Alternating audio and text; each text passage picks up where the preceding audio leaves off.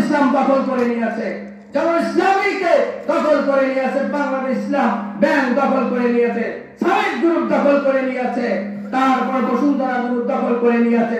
আপনারা কি তা জানেন? বিএনপি সামান্য বাস কাউন্টার দখল করে চাঁদাবাদী হয়ে যায়, কিন্তু তার চেয়ে বেশি দুর্নীতি করেছে জামাতে ইসলাম।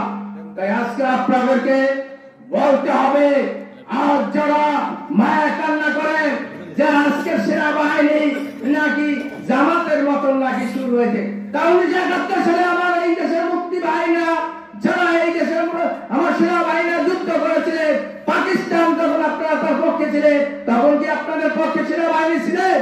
এখন ডক্টর শফিকুর রহমান বলে সেনাবাহিনী আমাদের উদাহরণ না। তাহলে আপনি কি মাইন্ড করলেন? আজকে সেনাবাহিনীকে আপনি কি মনে করলেন? তাই আমি আপনাদেরকে বলতে চাই, এদেশের মানুষকে কখনো আসবেন না। এদেশের মানুষকে কোনো জানে যে কি করতে হবে না না হবে। আমি আজকের আর একটি কথা বলতে চাই, বিভিন্ন অত্যাচার নির্যাতন চলে। আমি আজকের ঘোষণা করে দিতে চাই, এই ইউনিয়নে 1991 থেকে 2000 সাল পর্যন্ত যেভাবে চলেছে, সেইভাবেও আমরা চাই এখানে যদি কেউ চাঁদাবাজি করে, আমার দলের যদি চাঁদাবাজি করে, তাদেরকে ধরে থানায় দিয়ে দেবে। তাদের আমাদের আসতে হয়, আমরা এসে আপনাদের কাছে সহযোগিতা করবো।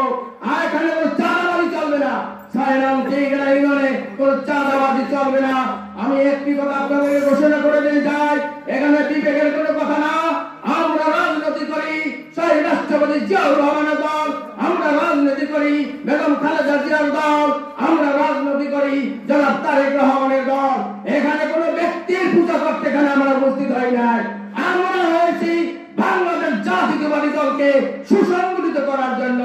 এখানে আমাদের একটি স্লোগান থাকবে, সেই স্লোগানটা হলে মঠবাড়ির মাটি তারেক রহমানের গাঁটি। এখানে কোনো ব্যক্তির গাঁটি হবে না, একমাত্র তারেক রহমানের গাঁটি হবে। তারেক রহমান তাকে নমিনেশন দেবে, তার জন্য আমরা ঐক্যবদ্ধ হয়ে কাজ করব। যারা ব্যক্তি পূজা করতে চান তাদেরকে হুঁশিয়ার করে দিতে চাই, ব্যক্তি পূজা যদি করতে চান সেখানে চলে যেতে পারে। ইউনিয়নে কোনো ব্যক্তি পূজা চলবে না, সেখানে একমাত্র দলীয় কাজের জন্য ব্যবহৃত হবে। সেই জন্য আমি আপনাদেরকে বলতে চাই, সবাইকে ধন্যবাদ জানিয়ে আমার বক্তব্য শেষ করছি। খোদা হাফেজ। বাংলাদেশ জিন্দাবাদ, বেগম খালেদা জিয়া জিন্দাবাদ, শহীদ রাষ্ট্রপতি জিয়াউর রহমান। আবারও সবাইকে ধন্যবাদ।